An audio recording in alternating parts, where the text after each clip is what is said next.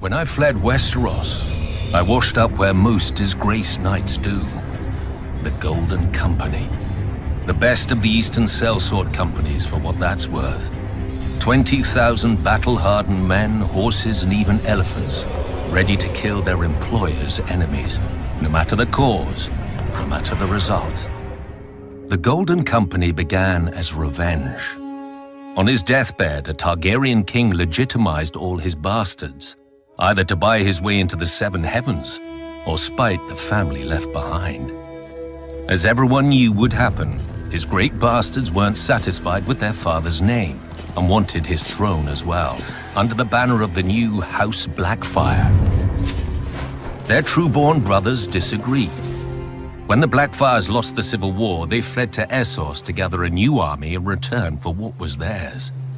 But wars cost money, and Aegor Rivers, the leader of the Blackfyre forces who now called himself Bittersteel, decided he could sell his army's services to other lords while waiting to return to Westeros.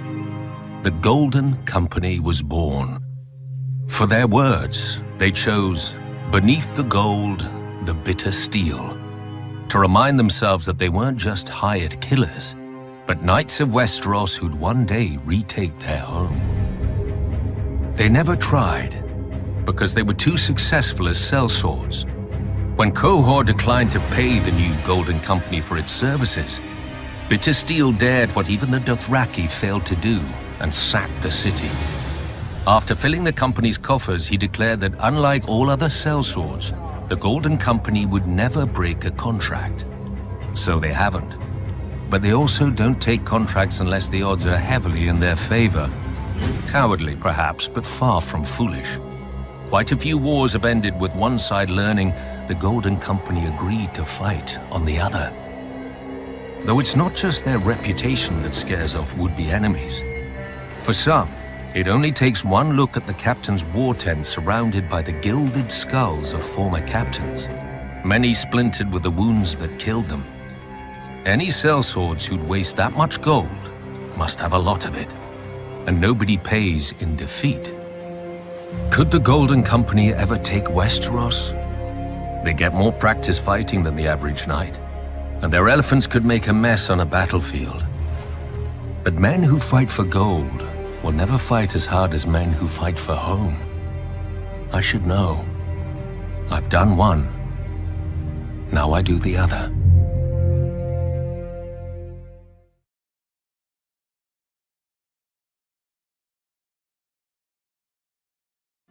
The Citadel of Old Town is the greatest centre of learning in the world. Not that it has much competition, really. Most lords think of books the way they think of younger sons. Useful to have around, as long as they keep to the corners. Back when House Hightower still ruled Old Town as kings, a crippled younger son sought solace in books and those who wrote them, and became the greatest patron of learning in his day. Scholars of all sorts flocked to Old Town to debate and write and debate. After this Prince Peremore's death, his brother granted land to Peremore's pets, as the wise men were called, though now they're known as maesters. Like the Night's Watch, the Citadel accepts any boy into its halls, be he a lordling, peasant, or bastard. Merit, not birth, determines advancement. Once a novice proves adept in a field, he forges a chain link that signifies his skill. Black iron is for ravenry, gold for sums and accounts, silver for healing, iron for warfare, Valyrian steel for the higher mysteries. Magic, though nobody likes to say the word in the Citadel, or explain how dragons fly or dead men walk. Once an acolyte has forged enough links to make a chain, he becomes a maester. Should he continue his studies, he might rise to archmaester and be given a ring, rod, and mask forged from the appropriate metal for his chosen field. The wisest, or most ambitious of the archmaesters might even be called to serve as a grand maester on the small council, responsible for steering the king and the realm, as well as keeping the Citadel informed of everything. The heart of the Citadel is the library, which contains tomes from all over the world on every subject imaginable, from the trivial to the essential to the restricted. If the world ended tomorrow, we could rebuild it with the knowledge contained in these books. Theoretically. Let's hope it doesn't come to that. But as every novice learns, the Citadel is more than a building, more than a library, more than the Order of Maesters. It is an idea that we may know the world. Not completely, not in any one man's lifetime, but piece by piece, with each generation building upon the knowledge of their predecessors where they can, and preserving it where they can't. And, unfortunately for us all, forgetting it when they shouldn't.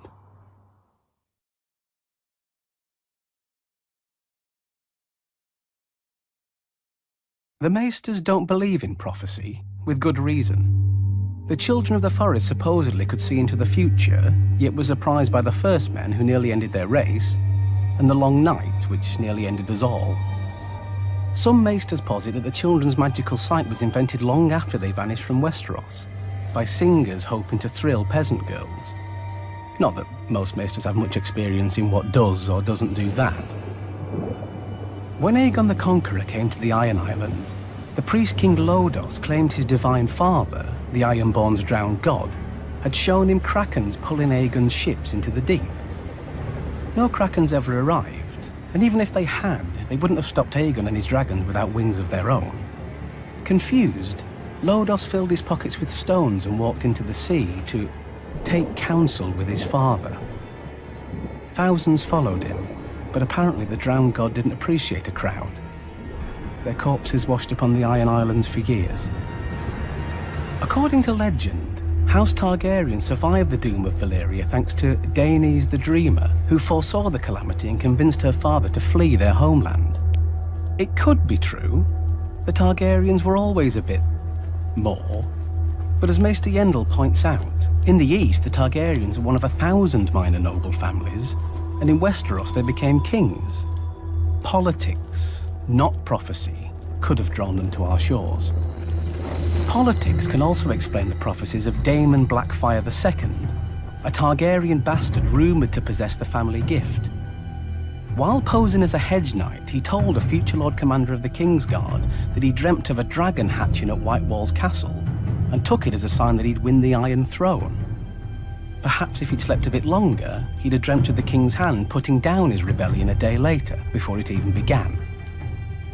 Most Maesters dismiss all Targaryen claims of prophecy as mystic nonsense, a relic of their Eastern ancestry. To be fair, across the Narrow Sea there isn't a market without a warlock from Karth telling fortunes or a shadowbinder from Ashai reading fates in blood.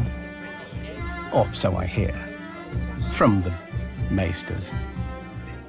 But when I was a boy, I overheard the cook whispering to a maid about a woods witch camping outside Horn Hill who was called Maggie the Frog. Now I realise it was probably a corruption of the Eastern word for wizards, Magi. One day my father rode out hunting, though no game was in season, and whatever power she had likely didn't save her. Even the wisest Maesters, however, have no answer for the Red Priests who prophesy about the return of the Long Night. For thousands of years, they've kept watch for the return of the prince who was promised, who will be born amid salt and smoke to drive off the darkness once again. Prince of what realm, promised by whom and to whom? The prophecy doesn't say, but at the very least it confirms that not even Essos escaped the Long Night. I imagine the cataclysm must have confused the East. Unlike Westeros, they wouldn't have known of the Night King, or the White Walkers, or the war waged by the First Men and the Children of the Forest. They would have just seen a terrible winter descend and linger far too long until spring magically returned to the world. Yet somehow, maybe from passing merchants, maybe in their fires, the Red Priests saw the truth. Now the truth is here again, for anyone to see. But the Maesters refuse. They debate and question and doubt, not to choose the wisest course, but because they're too used to doing nothing else. Most prophecies might be lies, but not all of them. The Long Night is coming. If we don't believe that, well, we won't need any prophecy to tell us our future.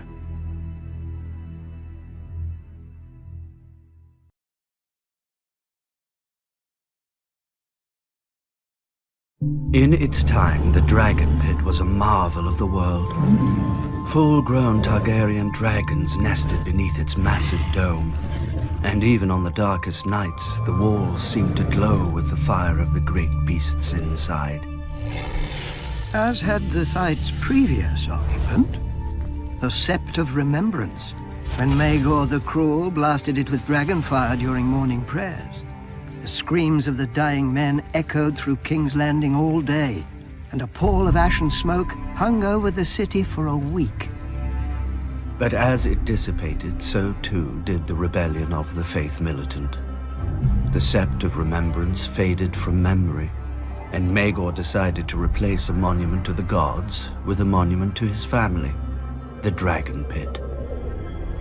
Labor proved elusive, however, for after the Red Keep was finished, Maegor had hosted a 3-day feast for all the builders, stonemasons, and carpenters who had worked to build it. At its conclusion, he slaughtered them, so that only he would know the castle's secrets. So many men fled the construction of the Dragon Pit that Maegor was forced to employ the prisoners of the city dungeons, supplemented by skilled and ignorant builders from across the narrow sea. For more than a century, the Targaryens housed their dragons in the Dragon Pit. But dragons are not horses to be stabled or hounds to be kenneled. With each generation, the dragons became less massive, less swift, less long-lived. And less invulnerable. During the Dance of Dragons, 2 Targaryen factions killed a handful of their family's dragons while fighting each other. A frenzied mob even broke into the Dragon Pit and slaughtered the 5 dragons chained there, though the last managed to bring down the roof of the Great Dome on its assailants. The dragons never recovered their former strength or numbers. Perhaps their line had been too broken, or perhaps others intervened to break it further.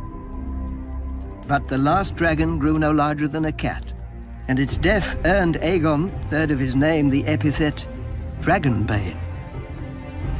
What is a dragon pit without dragons? The roof remained where it had fallen. The great bronze doors rusted and fell off their hinges. Prostitutes cavorted where fantastic creatures had once fed and slept. Then came Daenerys. Now dragons once again darken the sky, but they will never darken the Dragon Pit again. Daenerys has learned the folly of chaining her dragons. The Dragon Pit is and will remain a ruin of a bygone age, when kings and queens flew high above their countrymen.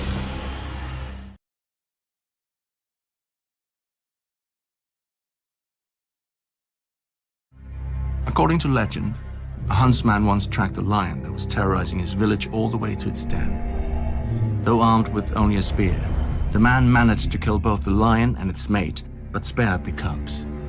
This mercy so pleased the old gods that they sent a shaft of sunlight deep into the cave, gleaming off golden walls. The hunter became a miner and built a ring fort to guard his new wealth. Nobody ever asks what happened to the cubs. Maybe the gods forgot about them and they starved. Maybe there never were any cops, a lions, a hunter. Doesn't matter.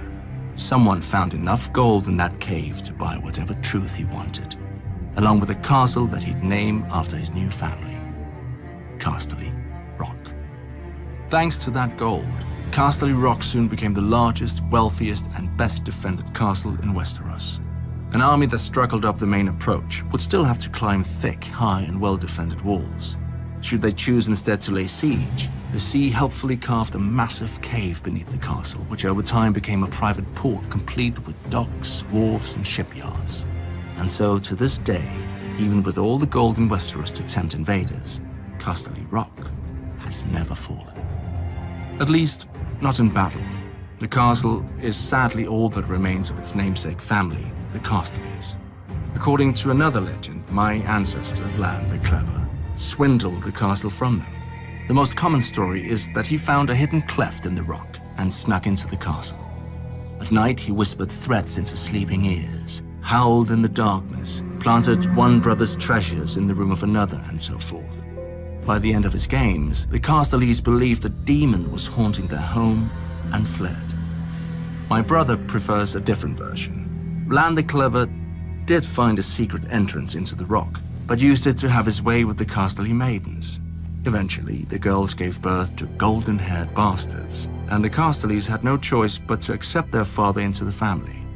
In gratitude, he changed the family name to honor himself, and House Lannister was born. The Casterlys used the gold of the rock to become lords. The Lannisters became kings. For thousands of years, the Kingdom of the Rock ruled the Westerlands.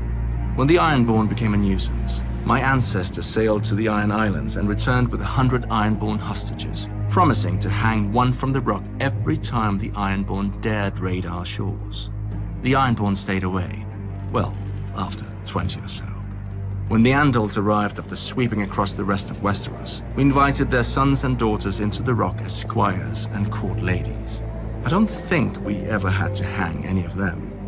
Finally, Aegon the Conqueror defeated us on the Field of Fire, and my ancestor knelt. Still, little changed but titles and taxes. For when Visenya Targaryen saw the rock, she gave thanks that my ancestor had met Aegon on the field. Even Dragonflame would have washed over the castle like the waves and left just as much a mark.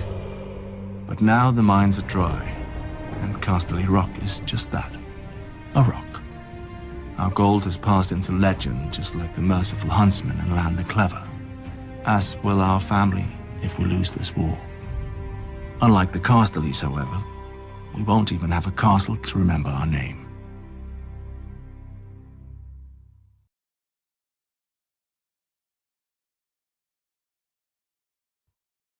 When disciplining unruly vassals, most lords sent armies.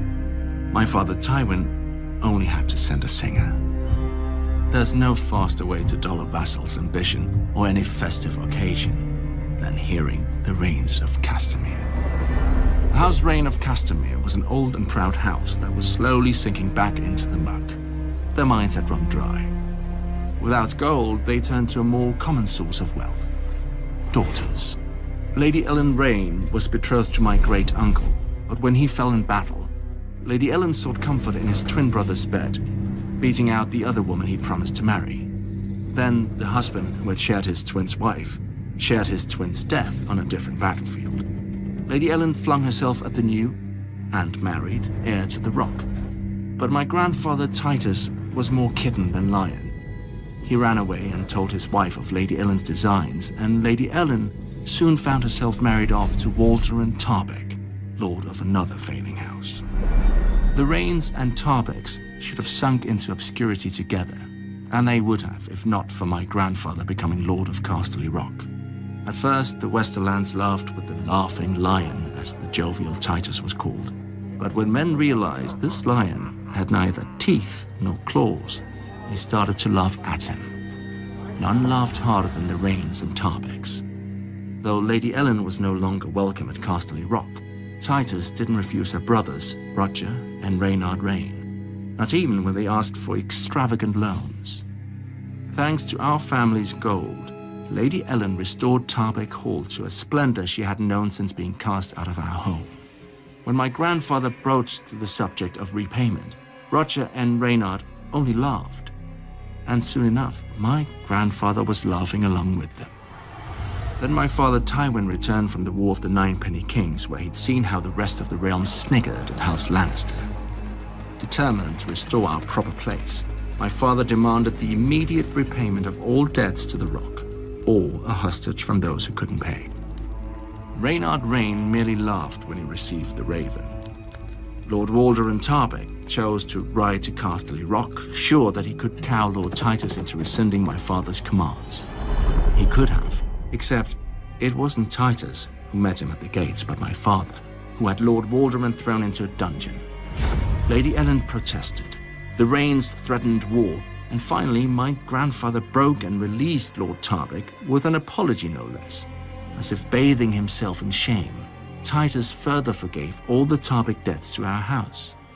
To celebrate the end of hostilities, Lord Roger feasted Titus at Castamere, and the two lords proclaimed their friendship for eternity.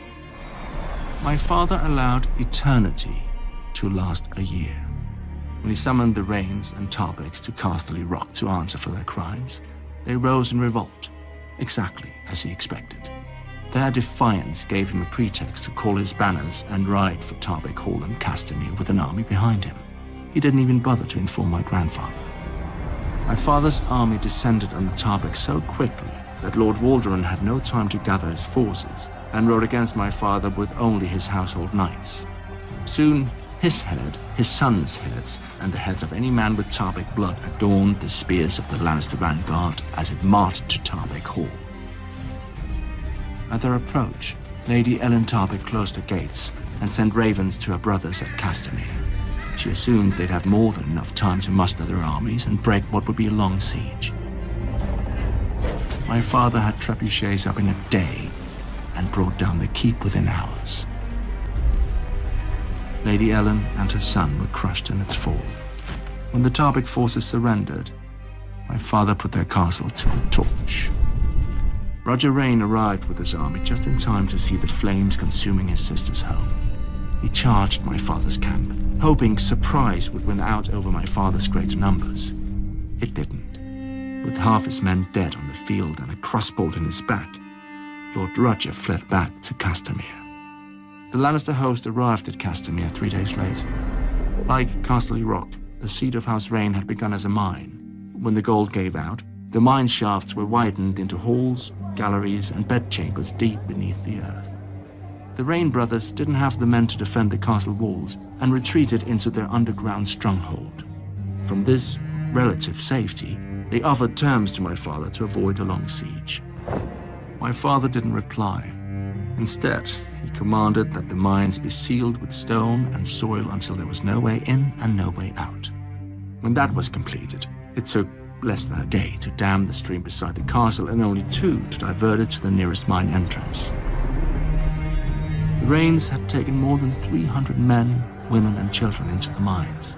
A few guards reported hearing faint screams and shouts below them one night, but come dawn, the earth was silent once again. And now the rain weeps over their halls, with no one left to hear.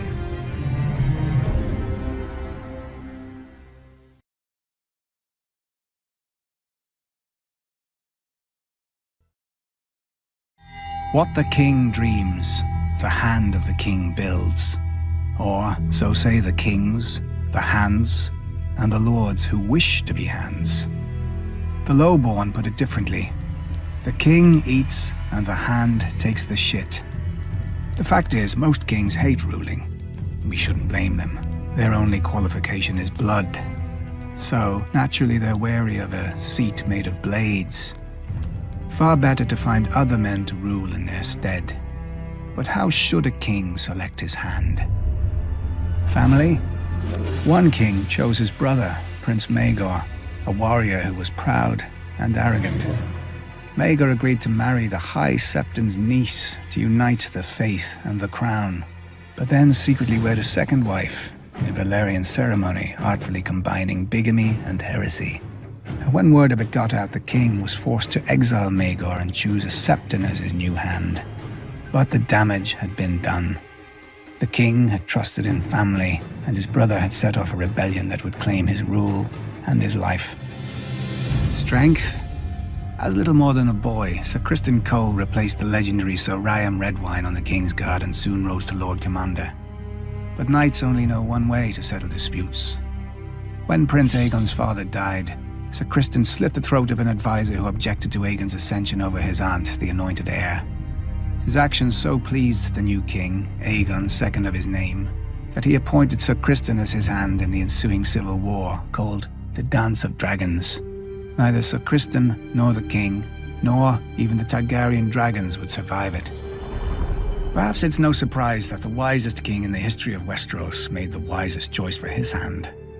The son of a lowly blacksmith, Septon Barth had few options for advancement in the world, and even fewer after his family gave him to the faith as a child. But as royal record keeper, Barth impressed the king so much that the king, defying all his high-born advisors, made Septon Barth his hand. 40 years of prosperity ensued. So much did Barth accomplish that many lords and commoners credited him with sorcery. No other explanation could they accept for a man without blood or skill at arms, because what Barth had was rarer than both: a sharp mind. Years later, the realm had no sharper mind than Lord Tywin Lannister hand to King Aerys Targaryen, or, as history remembers him, the Mad King. He saw assassins and plots in every shadow, heard whispers in silence, and burned men alive. But his greatest madness by far was driving away Lord Tywin. The Mad King then cycled through every mistake of his ancestors: soldiers, toadying lords, and at the end even an alchemist, perhaps to save the crown's growing expenses on wildfire. Unfortunately, it didn't save his crown or his dynasty. The new King Robert chose his foster father, Lord Jon Arryn, as his hand. The wisest decision Robert ever made. Not that it had many rivals. Too bad it proved so fatal. Lord Arryn was a man of honor from an ancient and proud family. But honor is no shield against the corruption of the capital, as Lord Arryn's successor, Ned Stark, learned as well. Perhaps the hand of the king is a flawed idea.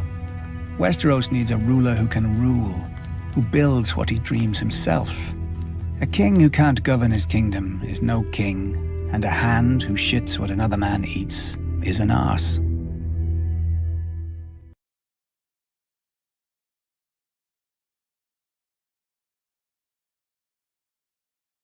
The Tyrells claim Highgarden, but they didn't build it. They claim descent from the first king of the Reach, but only through the female line. The truth is that House Gardener built Highgarden when they ruled the Reach as kings, not lords. And as their name attests, they were the true heirs of Garth the Gardener, who founded their house and the kingdom, and brought law and order to the Reach. He built Highgarden as a fortress, not a pleasure palace. In those dark days, the Ironborn raided up and down the Mander at will, and the Dornish were even more trouble than they are now. While enduring shame, a Dornish army once sacked Highgarden and destroyed the Oaken Seat, the living throne of the Gardener Kings planted by Garth Greenhand himself. The Gardeners responded wisely, sending armies of their own to pacify and defend the countryside. My ancestors at Horn Hill joined them, as did the other great families of the Reach. Even House Hightower yielded without a fight, choosing marriage into House Gardener over a war that would weaken us against outsiders. But the outsiders still came. The Andals swept across Westeros, destroying many ancient families and kingdoms. When the invaders arrived at the Reach, led by Sir Alistair Tyrell, House Gardener chose accommodation over battle, hoping honors and marriages would sate the foreigners' ambitions. The Tyrells were welcomed into service as hereditary stewards of Highgarden. Thousands of years later, they repaid the Gardeners for their acceptance. When Aegon Targaryen declared that Westeros was now his, King Mern IX allied with King Loren Lannister of the Westerlands. Together, they fought to save Westeros from another foreign barbarian, whose family practices put decent men to shame. But the dragons won, and the Field of Fire claimed Mern and all his sons, grandsons, and brothers. Instead of using the castle for what it was built to do, Harlan Tyrell surrendered it to Aegon without a fight. In exchange, Harlan was given the castle his family had served for thousands of years, with all its attendant lands and lords, including my family. Perhaps the Tyrells were great once, but Harlan gave away their honor when he opened gates that weren't his to open, and to a foreign invader. Ever since, there hasn't been a Lord Tyrell who wasn't a mockery of the title. Women rule that house. Everybody knows it. And look what it's wrought. Their proper lord, heir, and queen, dead, leaving only a shrunken old woman who forgets her loyalties to the realm either in grief or dotage. But her thorns won't protect her more than any other rose when the hand comes to rip them out.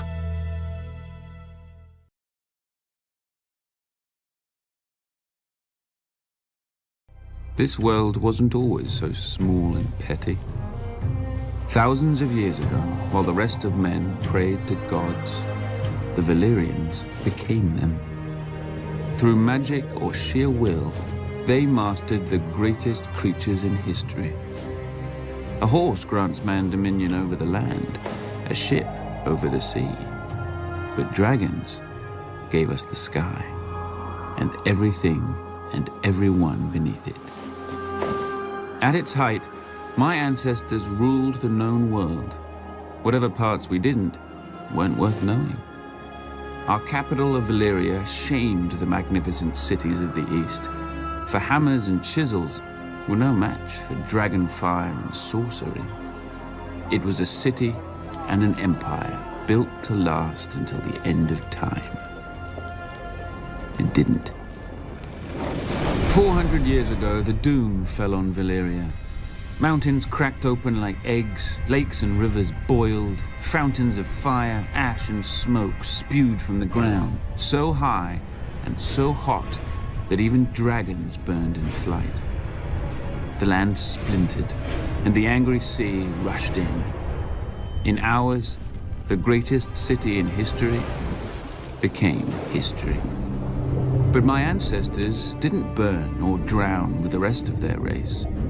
12 years before the doom, despite the sneers of his rivals, Aenar Targaryen abandoned the capital with his family. Legends claim that his daughter foresaw the destruction of the city in a dream. More likely, Aenar met with some mishap at court and chose exile over execution. He and House Targaryen slinked away to a dreary, remote, god-forsaken island. Forsaken no longer. With arts now lost to the world, we transformed a tiny outpost into Dragonstone, a fortress fit for the last dragon lords. Then Aenar's descendants settled into it like a tomb for their lost homeland. Until Aegon. When he looked east, he saw the past, old, tired, dead. But when he looked west, he saw the future. Gold in the ground, gold in the fields, and no dragons in the sky but his. He and his sisters, Rhaenys and Visenya, flew over the great continent, ostensibly visitors to a strange land. But when Aegon returned, he ordered construction of a massive table carved in the shape of Westeros, with all the notable rivers and mountains that they had seen. A personal map of the Seven Kingdoms, then ruled by 7 squabbling families. House Durrandon held the Stormlands from their seat at Storm's End, due south of Dragonstone. House Hora of the Iron Islands had also conquered and enslaved the Riverlands and ruled them from Harrenhal, a monstrous castle rising on the shore of the God's Eye. House Stark held the frozen wasteland of the north, the oldest, largest, and emptiest of the kingdoms. House Lannister held the Westerlands, the wealthiest kingdom, thanks to their gold mines. House Gardner held the Reach, the second wealthiest kingdom, thanks to their crops. House Arryn held the Vale, or rather the Vale held them. The mountains were impassable, except through the Bloody Gate, which had never been taken. House Martell held the deserts of Dorne, probably because no one else wanted them. Together, the 7 kingdoms made Westeros, a realm that wasn't yet a realm, ruled by great families who didn't know what greatness was. Aegon would teach them. Though House Durrandon titled themselves Storm Kings, they were little more than gusts. Their kingdom in the Stormlands had been doddering to its end for the past few centuries, helped along by other houses, most of all by House Hora, who were nearly finished with a monstrous castle at Harrenhal. Too large and too costly a seat to rule only the Riverlands. King Argilac knew where the Ironborn would soon turn. You'd think a king who wanted to keep his crown would be wary of a man with fire-breathing monsters. But King Argilac Durrandon wasn't called the Arrogant for nothing. Determined to arrest his family's decline, he sent an envoy to Dragonstone to enlist Aegon Targaryen and his dragons against his enemies. In exchange, Argilac offered lands he didn't have and a wife Aegon didn't need. For as the Valerians did, Aegon had wed his elder sister Visenya.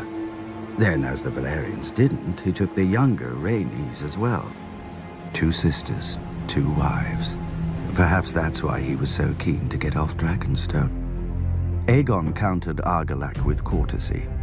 He sent his own envoy requesting that Princess Durrandon's hand be given instead to Aegon's closest friend and rumored half-brother, Orys Baratheon. Argilac answered with a box and a note. "These are the only hands your bastard shall have of me." Inside the box were the hands of Aegon's envoy. How long had Aegon been waiting for such a pretext? As his army prepared to sail, ravens flew to every great lord of the 7 kingdoms. All bore the same message. From this day forth, there would be but one king in Westeros. Those who bent the knee to Aegon of House Targaryen would keep their lands and titles. Those who took up arms against him would be thrown down, humbled, and destroyed.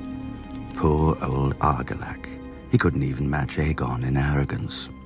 Aegon landed at the mouth of the Blackwater River and raised a primitive Aegon fort in the disputed land between Harren's and Argilac's kingdom, so that neither could decide whose problem he was. Adopting the customs of the 7 kingdoms, Aegon unfurled his own banner with a red 3-headed dragon breathing fire upon a black field. Visenya crowned him with a ruby-studded circlet of Valyrian steel, while Rhaenys hailed him as the first High King the continent had seen since the Dawn Age. As his lords and the gathered locals cheered him, Aegon named his loyal friend to a small council, led by Orys Baratheon, whom he called my strong right hand. The title stuck, and a bastard became the first Hand of the King. But for now, Aegon's kingdom contained only a rocky island and a handful of fields. The other kings had larger armies, ships, castles, and thousands of years of rule. But Aegon had dragons. He had chosen for the words of his house, fire and blood. Before he was done, the rivers, fields, and skies would turn red.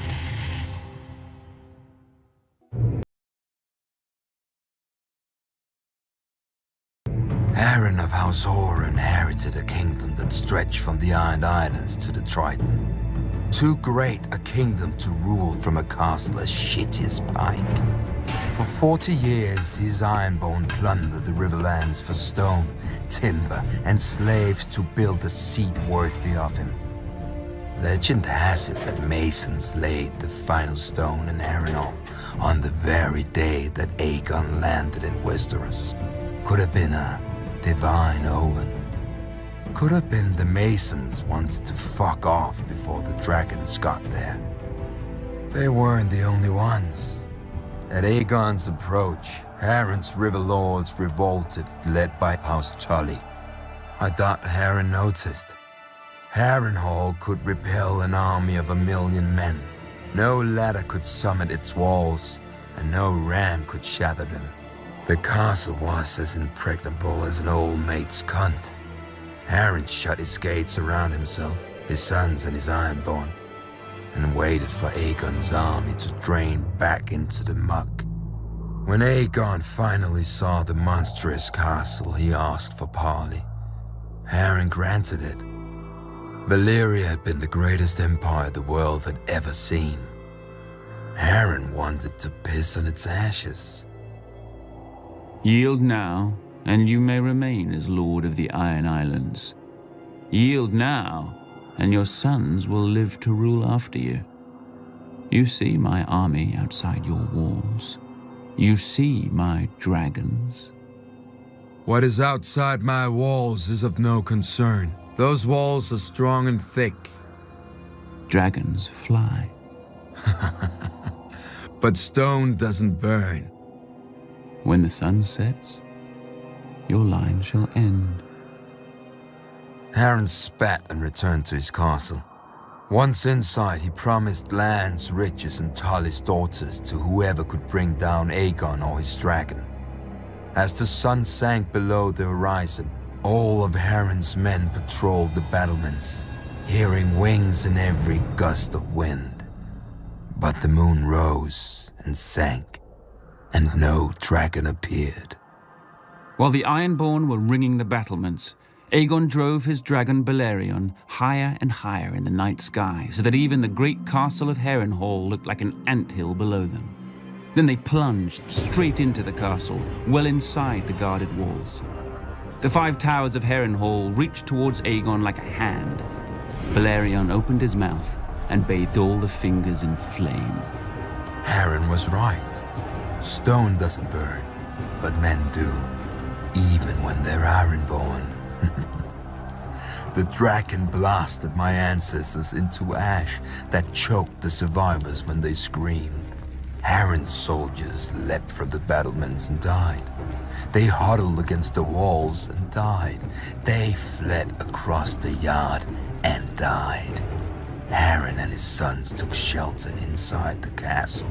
The stone didn't burn, but as Balerion blasted it with fire, it glowed white hot. The world's greatest castle became the world's greatest oven, baking the last of House Horror within it.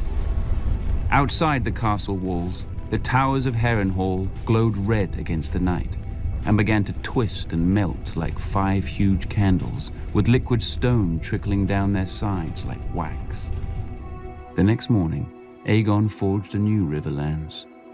He named the rebel Edmund Tully as his Lord Paramount of the Trident, and had the other river lords swear him fealty as their new liege. For centuries, House Horror had terrorized the Riverlands. Under House Tully, the Riverlands would at last return to peace and prosperity. After the castle cooled enough to allow men inside, Aegon ventured into the ruin he'd made of Harrenhal. He saw the ashen bodies, the scorched stone, and the mangled and melted swords of his former enemies. To his men's confusion, he ordered these useless swords collected and sent to his Aegon fort.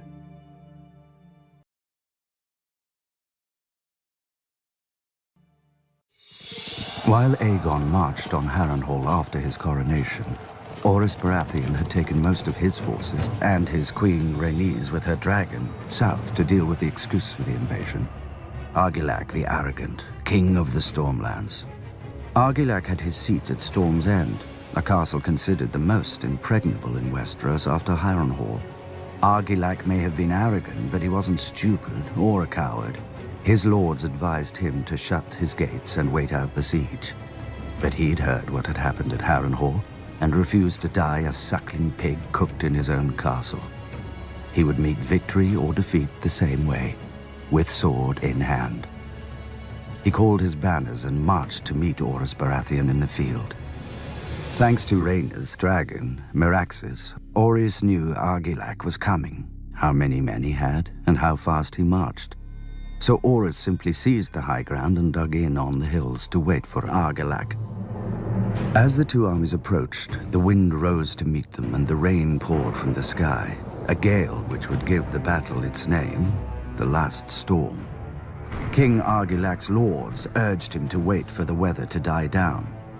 But a Storm King saw that the rain was blowing into the faces of the Baratheon men on their hills.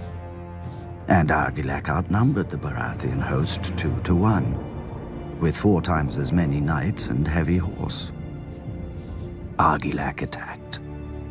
3 times Argilac led his knights against the Baratheon line, but the hills were steep and the rain had beat the earth to mud. The war horses foundered and slipped, and the chargers collapsed. The battle seemed lost, until Argilac ordered his spearmen up the hill. Blinded by the rain, the Baratheons didn't see them until it was too late. One hill fell, then another, and another, until only one remained in the Baratheon center.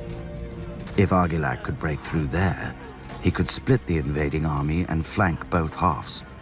Argilac and his men charged, and the Baratheon line broke. revealing Queen Rhaenys and Meraxes. Argilac's vanguard burst into flame and his men panicked. The victory charge fell into chaos, and Argilac himself was thrown from his horse. But he didn't yield. When Orys Baratheon arrived, he found the old king holding off half a dozen men, another half dozen dead at his feet. Orys dismounted to meet the king on equal footing and offered Argilac one final chance to yield. Argilac cursed him instead.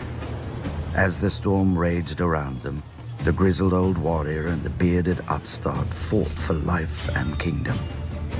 In the end, Argilac got his wish. He died, sword in hand.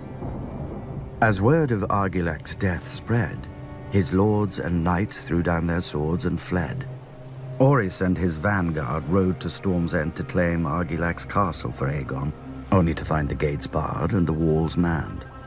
Argilac's daughter had assumed his crown, and the new Storm Queen was as fond of yielding as her father. She declared that Orys would win only bones, blood, and ashes here.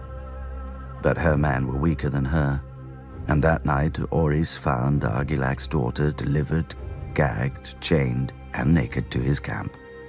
Argilac had refused to give Orys her hand. Now Orys could have any part of her he wished. But Orys unchained the girl, wrapped his cloak around her, and poured her a glass of wine. He told her he would take the arms, banner, and words of House Durrandon to honor her father's courage in the last storm. Conveniently, Orys had none of his own to discard first. The crowned stag became the sigil of House Baratheon, and Storm's End their seat. Argilac's daughter would even remain in her home, though as a lady instead of a princess. The Stormlands were now Aegon's, and as tribute, Aegon demanded the swords of the men Orys had defeated. For what purpose, Orys didn't know.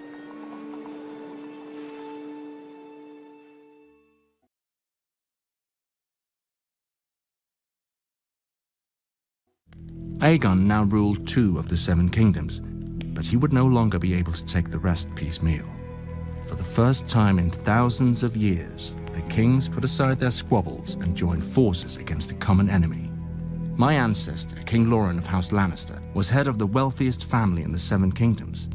When King Loren joined his forces to Mern of House Gardner, king of the Reach, they had the mightiest army in history, a so-called Iron Fist, to break the would-be conqueror. But while an iron fist can smash a man's face in battle, you'd look silly hunting birds or beasts with it. And Aegon had a creature that was both. The kings had never even seen a dragon, let alone fought one. They had fought each other for thousands of years, and victory always went to the larger army. Surely, a force 5 times that of Aegon's could manage 1 dragon. But Aegon arrived with 3.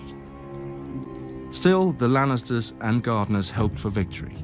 The battlefield they chose was a wide plain with firm ground and clear skies, perfect for archers and mounted cavalry.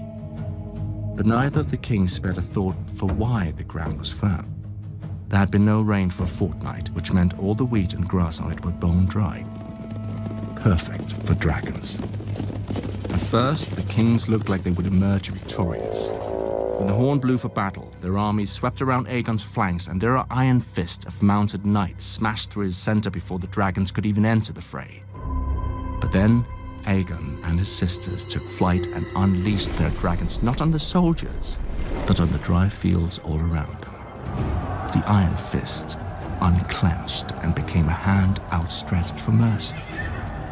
As Aegon promised, he had none. More than 4,000 men died in the fires, another 1,000 escaping them. Tens of thousands returned home as monsters, burned and scarred beyond recognition. House Gardner never returned at all.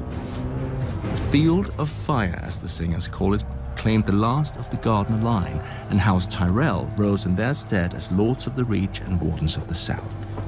As for my illustrious ancestor, when King Loren saw the battle was lost, he rode through a wall of flame and smoke to safety, or at least to a heroic capture a day later, where he laid his sword before Aegon and knelt.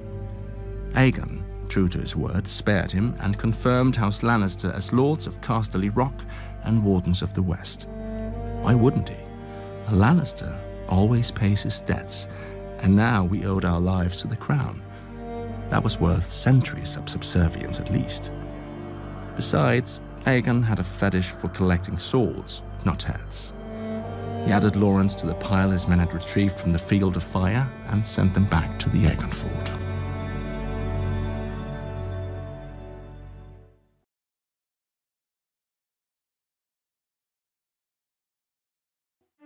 With most of the south in Aegon's hands, the best chance to throw back the Conqueror now lay with the north, if we cared enough to try. Unlike our southern rivals, the Stark Kings of Winter didn't forge the north into one kingdom for glory or gold. There is little of either here, but to survive. Alone in Westeros, the north remembered when worse than dragons lay waste to armies. Thousands of years ago, the sun set on the realms of men and the long night began. A new race emerged from the ice and snow, the White Walkers. They demanded no crown, offered no terms, spared no life, and the dead marched with them.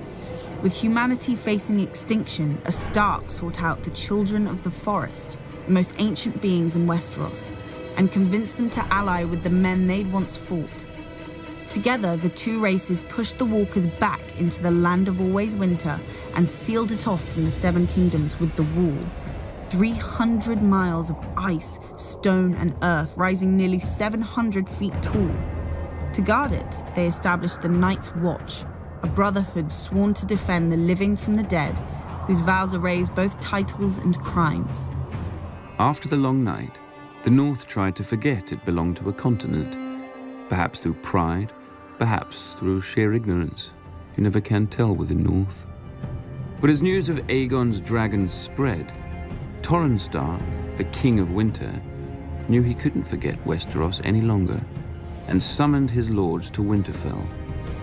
Many fools shrugged off the threat, while the rest placed wagers on how long the South would take to burn. Torrhen silenced them with a command to assemble their armies and descend from the north in force. As the kings of the Rock and the Reach burned on the Field of Fire, the greatest northern force since the Long Night crossed the neck into the Riverlands. But when King Torrhen arrived at the Trident, he saw, on the opposing riverbank, the combined strength of all Aegon's conquered kingdoms. A force larger than Torrhen's own by half, and with 3 dragons. That night, King Torrhen called a conference of all his lords and advisors. Some wanted to fight and trust northern valor to carry the day and burn on the Trident. The wisest of them wanted to withdraw to Moat Cailin, the fortress which had thrown back every southern invasion, and burn there. One suicidal lord even wanted to ambush Aegon's camp in the dark and kill the dragons as they slept, or at the very least, their riders. It's hard to tell what would have been his fate. Burning, beheading, dismemberment, perhaps all 3. My ancestor listened to their counsel, and in the morning crossed the Trident under a flag of parley. Then King Torrhen of House Stark laid his ancient crown at Aegon's feet and was named Lord of Winterfell and Warden of the North. And the king who knelt. He had no choice, and thanks to him, our soldiers returned to their homes whole and unharmed. The swords that Aegon took from them were not twisted, burnt, or mangled. Yet.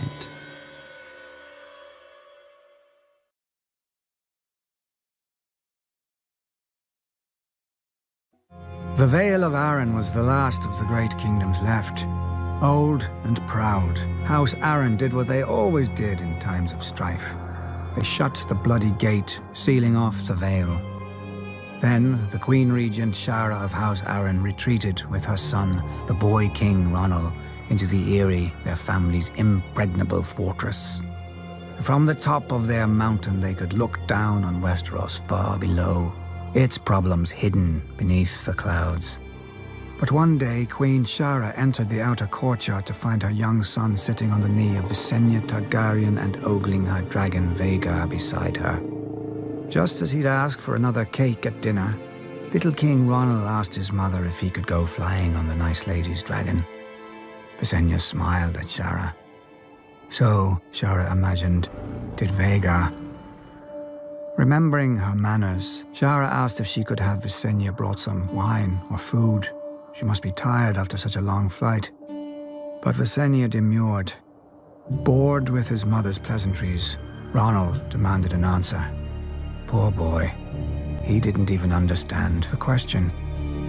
Shara hesitated for a moment, then asked Visenya, as a mother, if it was safe for the boy.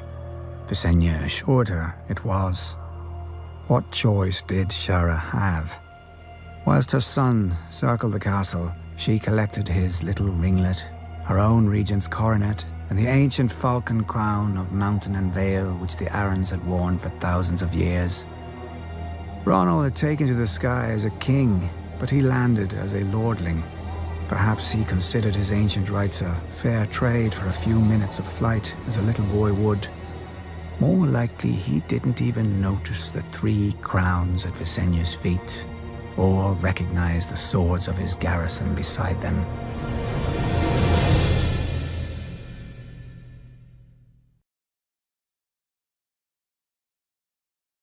The heads of Westeros had bowed to Aegon, but its heart still beat free.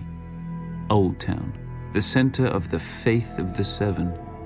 There dwelt the High Septon, the father of the faithful, who commanded the obedience of all Westeros, save the savages of the north and their old gods.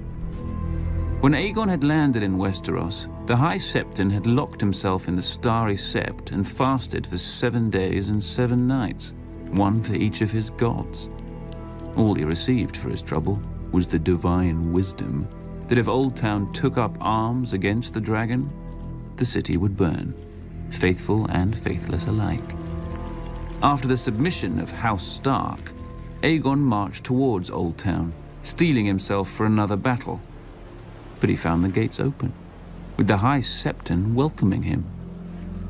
The pious fool even had the arrogance to grant what Aegon had already won, and anointed the last Valyrian as Aegon of House Targaryen, first of his name, King of the Andals and the First Men, Lord of the 7 Kingdoms, and Protector of the Realm. As if titles meant anything to a man before whom time itself now bowed. The Maesters would hence divide all history into before and after conquest. Most expected Aegon to stay and make Old Town his seat. But soon after his coronation, Aegon returned to the mouth of the Blackwater River, where he had first set foot on Westeros. A small town had since sprouted around his primitive fort. To honor their new master, the locals dubbed it King's Landing, though it looked more fit for a hedge knight, with wooden palisades, muddy streets, and piles of mangled swords carted in from every corner of the conquest. But when Aegon made it his court, wood became stone, black mud was buried beneath a red keep, and the collected swords of Aegon's foes were blasted by dragonfire and became a seat fit for the conqueror and the greatest dynasty this world has ever known. House Targaryen, my family, my throne. Or so it should have been.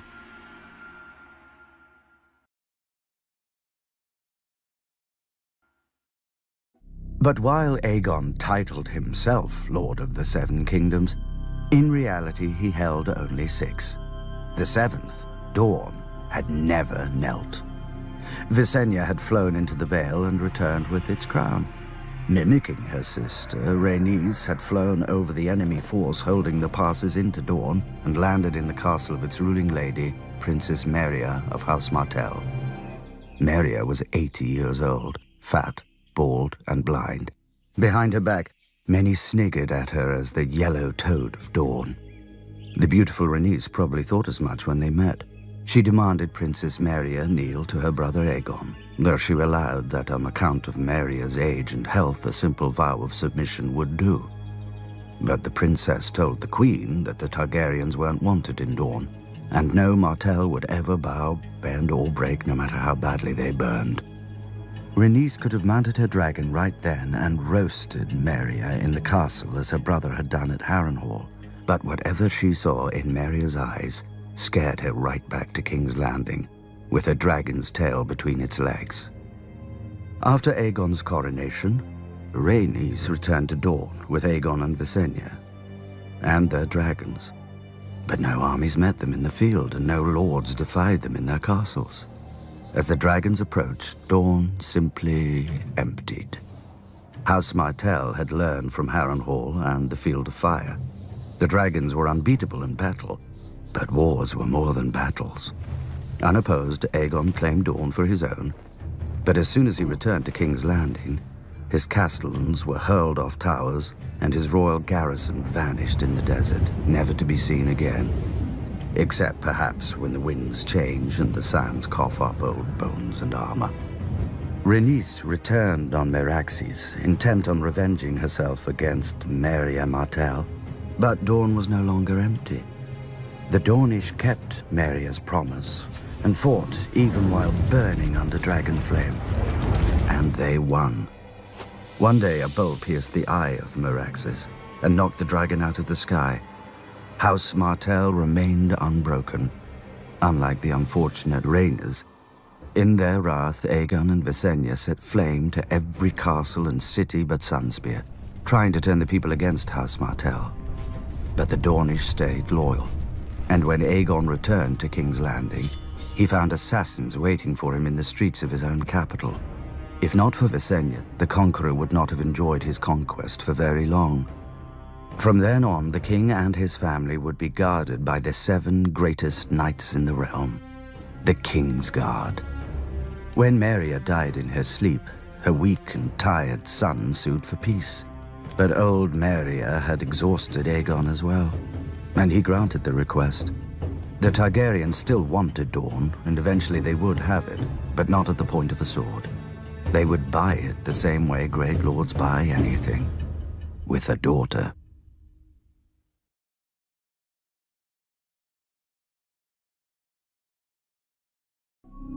After the conquest, when men looked up, they saw dragons. Nobles learned to keep their eyes down, but the gods weren't used to sharing the heavens. When Aegon died, the High Septon led the Faith and its army in revolt, claiming that the Valyrian tradition of wedding brother to sister was an abomination in the eyes of the Seven, though no one could explain where the divine mother and father had come from.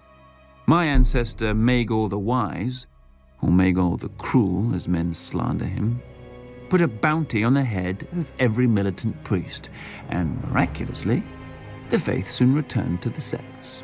With Dorne in the fold and the faith put in its place, none in Westeros were left to oppose my family, so we started opposing each other. In the Dance of Dragons, a Targaryen princess tried to steal her brother's throne. Thanks to her stupidity, most of our dragons died, though one, thankfully, ate her before it did. But even without our dragons, we were still the blood of old Valyria, which proved just as dangerous. One of my foolish ancestors didn't see what separated his bastards from our family proper and legitimized them all on his deathbed. Adopting the name Blackfire, the bastards proved their nature and tried to seize their father's kingdom. And when they failed, their sons tried. When the sons failed, their grandsons tried, until finally Sir Barristan the Bold, Knight of the Kingsguard, slew Meleys the Monstrous in the War of the Ninepenny Kings, ending the last of the Blackfire line. Ultimately, without our dragons and with our blood diluted by commoners, we failed to see the greatest threat growing under our noses. As the saying goes, every time a Targaryen is born, the gods flip a coin. They must have dropped the one for King Aerys, for at first he seemed to have dodged the family madness. But as he grew older, he began to see conspirators everywhere, and where there were none, he worked to create them. As one of his Kingsguard, I saw firsthand that a king who couldn't rule his own mind couldn't rule 7 kingdoms. We endured his reign because we hoped his son Rhaegar would right the realm when he ascended to the throne. But then, Rhaegar proved as mad as his father and snatched Lyanna Stark, daughter of the Warden of the North and betrothed to Robert Baratheon, Lord of the Stormlands. When Lyanna's father and eldest brother demanded justice, the Mad King obliged. laughing as he dispensed it. Unsatisfied with only 2 murders, the Mad King then ordered Jon Arryn, Lord of the Vale, to execute his 2 wards, Robert Baratheon and Eddard Stark. Instead, Jon Arryn raised the Vale in revolt, Ned Stark slipped past royalist sentries and raised the north, and Robert won 3 battles in a single day to unite the Stormlands behind him, only to be defeated by a royalist army and forced to flee, leaving his home of Storm's End besieged. The Hand of the King finally cornered Robert in the town of the Stony Sept and sent his soldiers door to door searching for the rebel leader. But the villagers hated the Mad King and loved Robert, and kept him 1 step ahead of the soldiers, until only 1 refuge remained. As the soldiers closed in, all the town bells rang out. Hearing of Robert's plight, our father and Jon Arryn had rushed to the Riverlands and enlisted our grandfather Hoster Tully to help them. Together, they routed the Hand's army and rescued Robert. To celebrate and cement the Tully alliance, our father wed our mother Catelyn, and Jon Arryn took our aunt Lysa.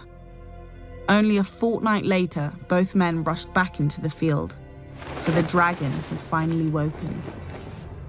While my father's servants were losing my father's kingdoms, my brother Rhaegar had been cooped up with his mistress, whore, whatever else, I'd call her a distraction.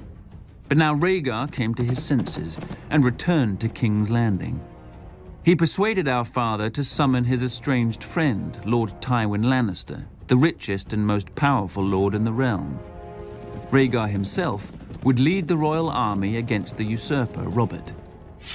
On the banks of the Trident, my brother fought the man whose wife he'd stolen, and who fought to steal his birthright in return.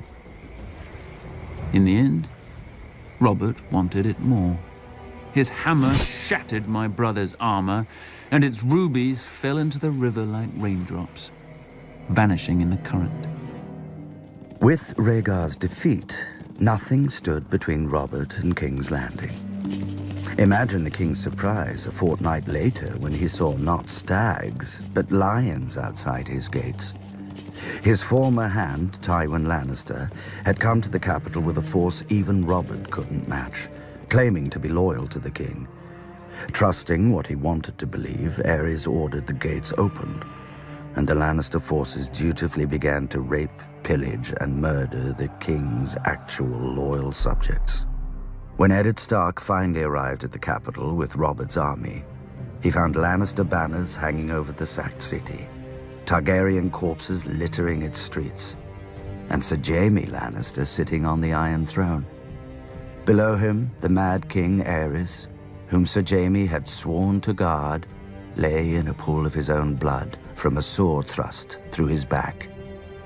Lord Eddard might have thanked Sir Jaime for doing the realm a favor, but honorable as he was, Lord Eddard condemned Sir Jaime as a kingslayer, a name he would never escape.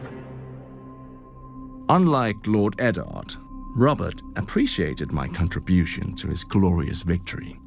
He pardoned me for my crime and even kept me on his Kingsguard beside Sir Barristan Selmy, who'd been wounded at the Trident fighting for Rhaegar. True, both of us had failed to protect our Targaryen charges, but perhaps that's what Robert liked most about us. When my father presented Robert with the bodies of Rhaegar's wife and 2 children, Ned Stark hiked up his skirts and demanded Robert send their killer to Dorne and me to the Wall. But I saw what Ned couldn't. Robert was ashamed of the bodies, and more ashamed of his relief. He knew that Rhaegar's heirs had to die or his throne would never be safe. But glorious heroes didn't kill children. They simply didn't punish their murderers. No doubt I would have suffered a similar fate. But my father had wisely sent me and my pregnant mother to Dragonstone. When the usurper heroically sent men to kill me and my newborn sister to protect his stolen throne, a loyal knight smuggled us across the narrow sea to Essos. And so the last dragons of Valyria, heirs to the greatest dynasty from the greatest civilization this world has ever known, slept in sewers and foraged for scraps in alleyways, 1 step ahead of the usurper's knives. and one step behind the whispers of his spy master, Varys. But we won't run forever. One day I'll return to my kingdoms with an army, take back my throne, and repay all traitors with the only coin my family knows: fire and blood.